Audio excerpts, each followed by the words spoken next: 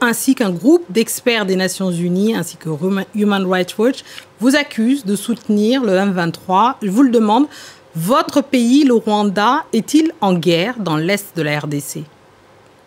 Le Rwanda n'est pas en guerre dans l'est de la RDC. Comme vous venez de le dire, ça fait 10 ans.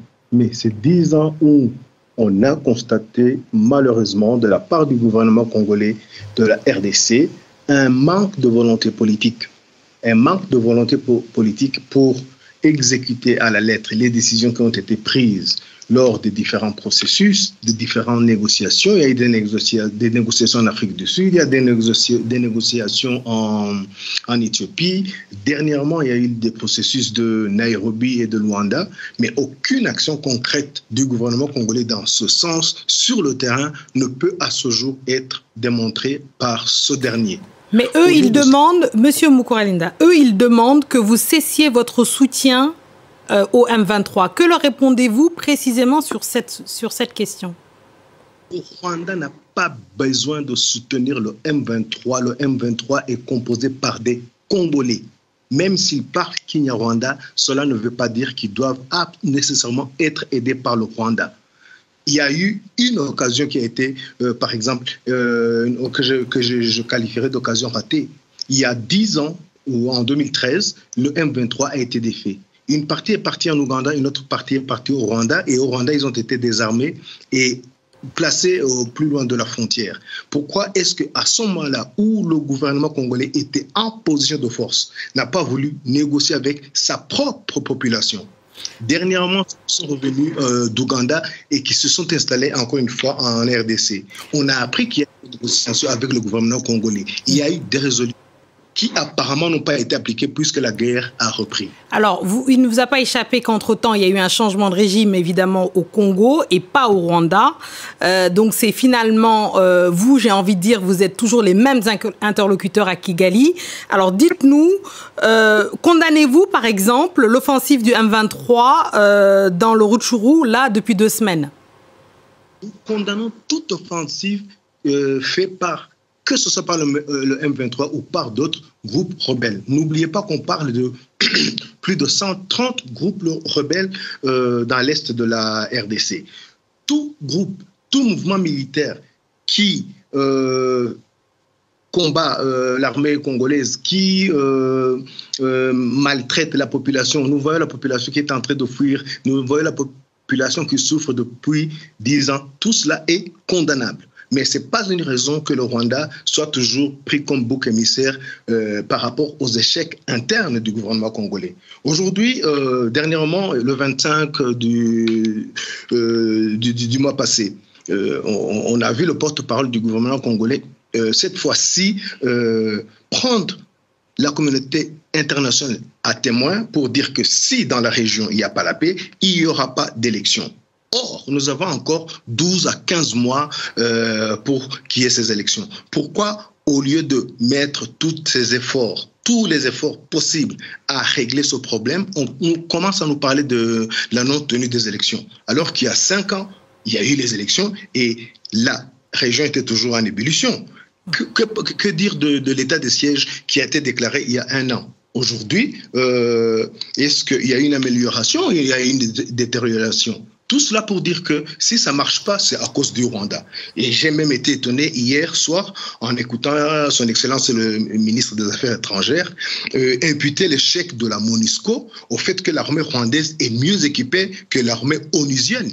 Aujourd'hui, c'est comme cela qu'on veut expliquer la faiblesse des résultats durant ces 22 ans de la MONUSCO. Je pense que il est temps que... Parlons justement de ça.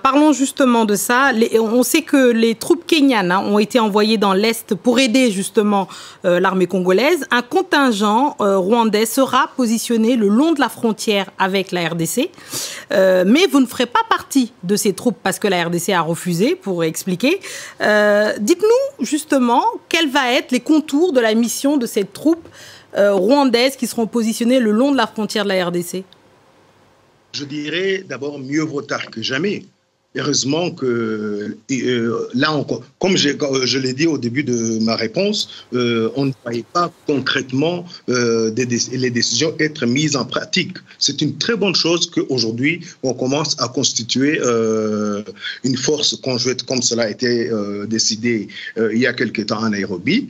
Et le Rwanda est prêt à donner l'aide qui lui sera demandée. L'armée congolaise, le gouvernement congolais ne veut pas que les troupes rwandaises fassent partie de cette armée conjointe. On est d'accord, on prend acte. C'est pas grave, c'est pas un problème. Le plus important pour le Rwanda est que cette armée soit mise sur pied et qu'il puisse ramener la paix telle que le Rwanda l'a toujours voulu. Parce que un Congo, l'Est du Congo qui est stable, ça a un intérêt énorme pour tous les pays limitrophes de ce grand pays.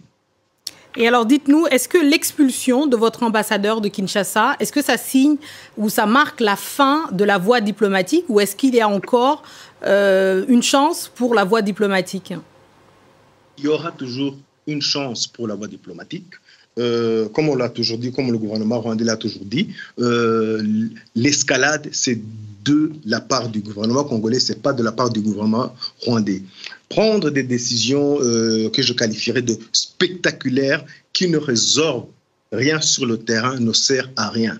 Si le Rwanda avait voulu aussi aller en escalade, il aurait fait et il aurait pris la même décision. Vous l'avez vu, ce n'est pas ce qui s'est passé. Donc, le fait que l'ambassadeur soit expulsé, ce n'est pas une bonne chose, mais heureusement, les deux ambassades ne sont pas fermées, donc les canaux de communication sont toujours là. Et puis, vous avez remarqué qu'il y a aussi l'émissaire du président de... Absolument, l'officier de liaison angolais. Qu'attendez-vous de lui précisément?